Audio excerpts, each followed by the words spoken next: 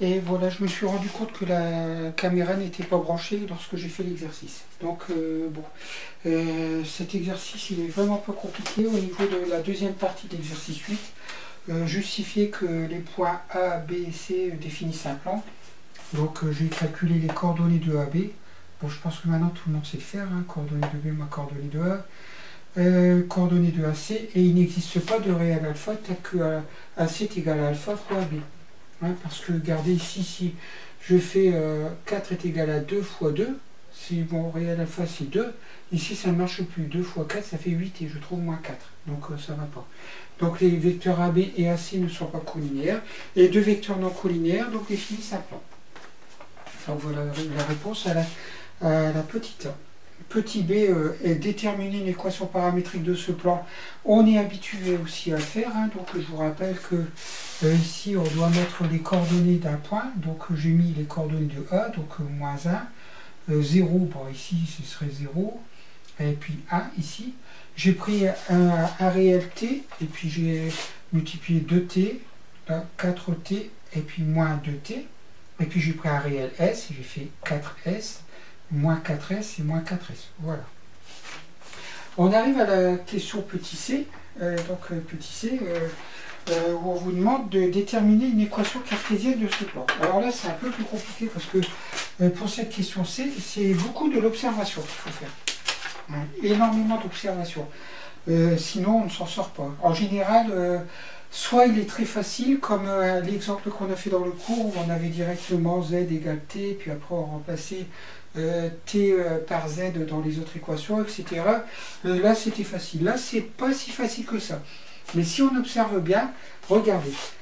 Là, j'ai moins 1, là, j'ai 1. Là, j'ai 2t, là, j'ai moins 2t. Là, j'ai 4s, là, j'ai moins 4s. Ça veut dire quoi? Ça veut dire que z est égal à moins x, ou x est égal à moins z.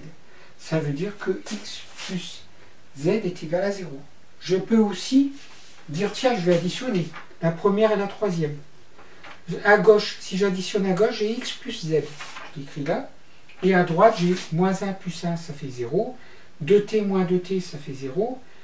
4s plus moins 4s, ça fait 0. Donc j'ai x plus y, x plus z, pardon, est égal à 0. J'ai déjà une chose. D'accord?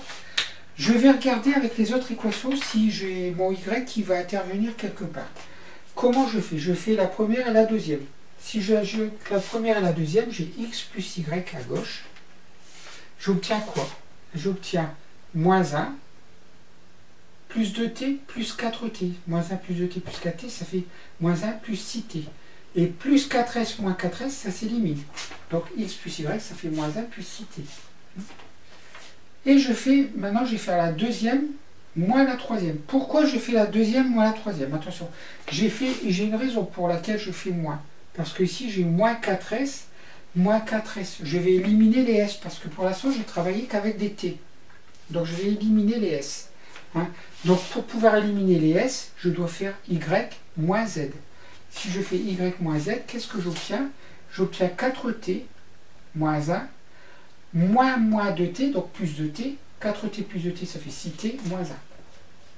Voilà. Et 6t moins 1, je le retrouve ici. Moins 1 plus 6t, ça c'est la même chose. Si ça c'est égal à ça, forcément ça c'est égal à ça. Donc x plus y est égal à y moins z, ça veut dire que x plus y moins y moins z est égal à 0. Et donc si je fais ça, moi devant une parenthèse, le y s'élimine, et j'obtiens x moins z égale 0, x moins z, donc x plus z égale 0. Et j'obtiens la même équation que celle que j'ai obtenue là. Donc ça veut dire que c'est l'équation, quoi, c'est une équation cartésienne du plan P. Donc une équation cartésienne du plan P, c'est x plus z égale 0. Et donc un vecteur normal au vecteur ABC, donc c'est le vecteur n de coordonnées 1. Pour y, j'ai 0, et pour z, j'ai 1. Voilà. Parce que je vous rappelle, hein, le théorème qu'on a vu, c'est que si on a ax plus by plus cz est égal à 0, pour trouver un vecteur normal, on écrit ABC, c'est-à-dire le coefficient de x, 1, Le coefficient de y, moi j'en ai pas, donc c'est 0. Et le coefficient de z, 1, ici. Voilà. Voilà, il ne reste plus que l'exercice 9 à faire.